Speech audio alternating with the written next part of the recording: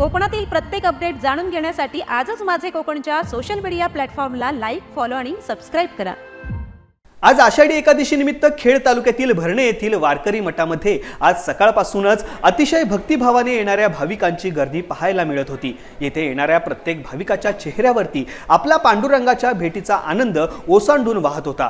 इथे येणाऱ्या प्रत्येक भाविकाची मोफत आरोग्य तपासणी केली जात होती। या आरोग्य तपासणीचे आयोजन गेले अनेक वर्ष सातत्याने श्री अमित कदम यांच्या संकल्पनेतून केले जात आहे।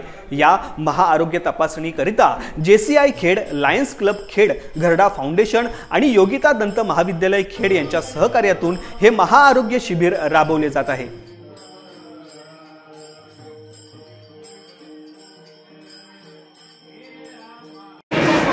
रामकृष्णारी आज चालू असणारा आषाढीचा पर्वकाळ आणि या पर्वकाळाच्या दिवशी ज्या भाविक सकाळपासून या दर्शनाचा लाभ घेतात पांडुरंग परमात्म्याचा, अगदी प्रत्यक्षात समाधान वाटतं की संसारातली वेळ काढून इथे हजर राहून दर्शनाचा लाभ आणि आरोग्याची तपासणी करून घेतात। मी या ठिकाणी फार समाधान वाटतं।